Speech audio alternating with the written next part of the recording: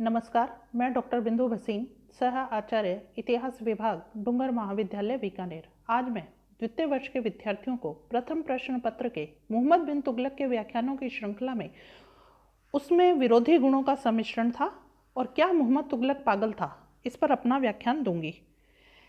मोहम्मद तुगलक कहते हैं अपनी ही किस्म का एक सुल्तान था और अन्य सुल्तानों से अलग था। उसका चरित्र जो था बड़ा ही विचित्र था। बर्नी और कुछ आधुनिक इतिहासकार उसे रक्त पिपासु और निर्दयी मानते हैं, वहीं एल्फिंस्टन जो है वो उसे पागल ठहराता है। कुछ भारतीय इतिहासकार जो हैं उसके चरित्र को उज्ज्वल बताते हैं और इसलिए हमें मोहम्मद तुगलक के चरित्र को समझने के लिए उसके चरित्र के दोनों ही पहलुओं का अध्ययन करना अति आवश्यक है। अगर हम इसके गुणों की ओर ध्यान दें तो पता चलता है कि उसके उच्च जीवन कैसा रहा है, कि उसका व्यक्तिगत जीवन निर्मल, पवित्र और उच्च था। वह विलासी नहीं था। वह न तो स्वयं मद्यपान करता था और न ही प्रजा को उसने इसकी सलाह दी थी या आज्ञा दी थी। वह औरंगजेब की तरह कट्टर सुधारवादी भी नहीं था। वह नृत्य और संगीत का आनंद लेता था। परिवार प्रेमी था। वह अपने परिजनों और मित्रों से बहुत प्रेम था। उसे उसके मन में अपने पिता ग्यासुद्दीन के प्रति इतनी अधिक श्रद्धा थी कि उसने उनका नाम अपने सिक्कों पर भी अंकित करवाया था। वह अपने गुरुजनों और स्त्रियों का भी सम्मान करता था। अपनी माता, मित्रों और चचेरे भाई फिरोज से उसे अथाह प्रेम था। धर्मपरायणता की हम बात करें तो पता लगता है कि तुगलक प्रतिदिन 5 बार नमाज पढ़ता था। उसका हजरत मोहम्मद और खलीफा में पूरा विश्वास था। वह एक सहिष्णु शासक था। उसने हिंदुओं के प्रति उदारता का व्यवहार किया और उन्हें उच्च पदों पर भी नियुक्त किया। सती प्रथा के निषेध का भी उसने प्रयत्न किया। ईश्वरी प्रसाद लिखते हैं कि उसमें धार्मिक कट्टरता और असहिष्णुता नहीं थी। सुसंस्कृति के कारण उसका दृष्टिकोण जो था वो विस्तृत था। तर्कशास्त्रियों और दार्शनिकों से बातचीत करते करते उसमें वह सहिष्णुता उत्पन्न हो गई थी जिसके लिए अकबर की इतनी प्रशंसा की जाती है।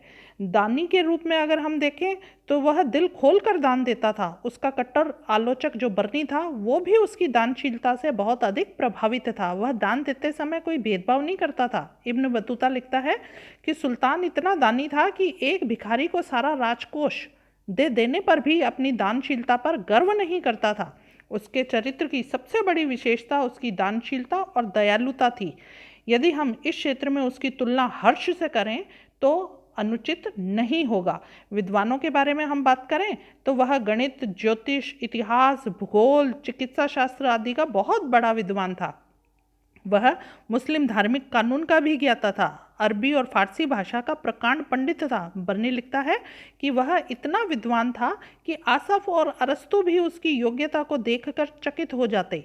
मोहम्मद तुगलक एक अच्छा कवि भी था। उसकी लेखन शैली आश्चर्यजनक थी। वह एक कुशल वक्ता भी था। उसे संगीत से भी बड़ा प्रेम था और विद्वानों का भी बड़ा संरक्षक था।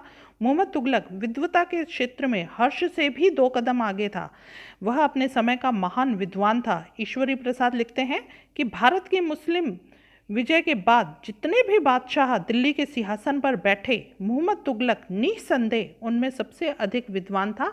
वुलजले हेग लिखते हैं कि दिल्ली के सिंहासन पर बैठने वाले असाधारण शासकों में से मोहम्मद बिन तुगलक एक था। योग्य सेनापति के रूप में अगर हम इसके बारे में जानना चाहें तो पता लगता है कि उसने गुर्शस्प के विद्रोह को भी दबाया और कंपिल और बलाल तृतीय को भी उसने परास्त किया। उसने मुल्तान, लाहौर, बंगाल, अवध आदि के प्रदेशों के विद्रोहों का दमन किया था। वह राजनीतिक परिस्थितियों के कारण ही दक्षिण के विद्रोहों का दमन नहीं कर सका था। वह अंत तक विद्रोहों को कुचलने का प्रयास करता रहा। सफल विजेता के रूप में हम अगर उसका मूल्यांकन करें तो पता लगता है कि वह एक महत्वाकांक्षी शासक था। उसने कई राज्यों पर विजय प्राप्त की। कश्मीर और राजस्थान को छोड़कर संपूर्ण भारत पर उसका अधिकार था। उसके साम्राज्य में 23 प्रांत थे। उसके शासनकाल के अंतिम दिनों में उसके साम्राज्य का विघटन होने लगा था। डॉक्टर पी सरन लिखते हैं कि मोहम्मद तुगलक के समय में ही दिल्ली साम्राज्य का विघटन शुरू हो गया था और समस्त दक्षिण, गुजरात, सिंध, बंगाल आदि स्वतंत्र हो गए थे। परंतु साम्राज्य के इस प्रकार असंगठित होने के लिए हम केवल मोहम्मद तुगलक को उत्तरदायी नहीं ठहरा सकते। न्यायप्रियता की बात करें तो पता लगता है कि वह न्याय करते समय हिंदू, मुसलमान, शिया, सुन्नी, सूफी, सैयद, अमीर, गरीब आदि में किसी प्रकार का कोई भेदभाव नहीं करता था। वह स्वयं भी अपराधी होने पर काजी के समक्ष उपस्थित होता था। कहते हैं कि एक बार व्यक्ति द्वारा उसके विरुद्ध मुकदमा करने पर सुल्तान ने दंड के तौर पर 21 कोड़े खुद ने खाए थे।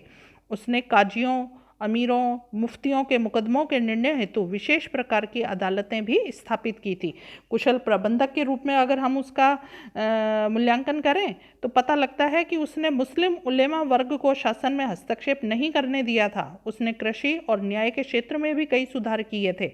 उसने राज्य की आय और व्यय का हिसाब रखने का उचित प्रबंध किया था। उसके द्वारा बनाई गई योजनाएं सैद्धांतिक दृष्टि से बड़ी ही बुद्धिमत्तापूर्ण थी, किंतु दुर्भाग्य से उसकी योजनाएं असफल रही थी। जब हमने इसके गुणों का परीक्षण किया है तो इसके दोषों के बारे में भी हमें जानकारी लेनी अति आवश्यक है। कहते हैं कि वह निर्दयी था, रक्त पिपासु था। उसने सैकड़ों व्यक्तियों को विभिन्न अपराधों के लिए अमानवीय दंड दिए। उसने अपने विद्रोही भतीजे गुरसस की जीवित खाल खिंचवा दी। उसका मांस उसके परिजनों को खिलाया।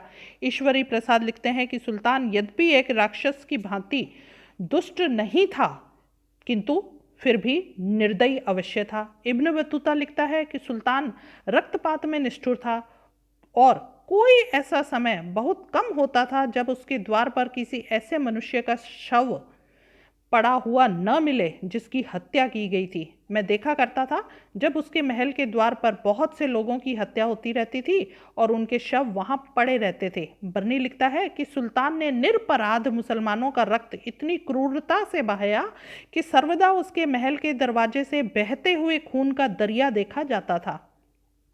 कहते हैं वह जल्दबाज था, अहंकारी था। उसने योजनाओं के क्रियान्वयन में जल्दबाजी से काम किया जिससे योजनाएं असफल होगी। वह जिद्दी भी था। जब वो कोई बात ठान लेता था उसे पूरा करके ही छोड़ता था। अदूरदर्शिता थी उसमें, बुद्धिहीनता थी। वह इतना अहंकारी था कि उसने अमीरों और सरदारों से कभी परामर्श ही नहीं लिया।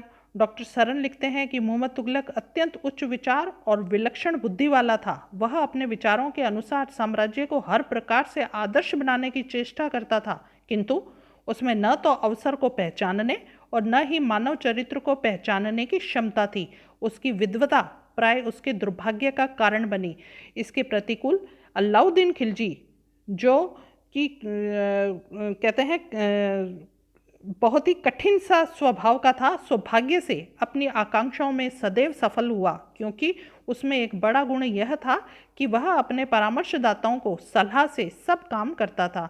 कहते हैं मोहम्मद बिन तुगलक उग्र स्वभाव वाला था। वह गंभीर नहीं था, छोटी छोटी बातों पर क्रुद्ध होकर कठोर दंड दे देता था। वह प्रजा से अपने आदेशों के पालन की अपेक्षा करता था, किंतु उसने स्वयं प्रजा की भावना को कभी समझने का प्रयत्न ही नहीं किया, अतः वह असफल रहा।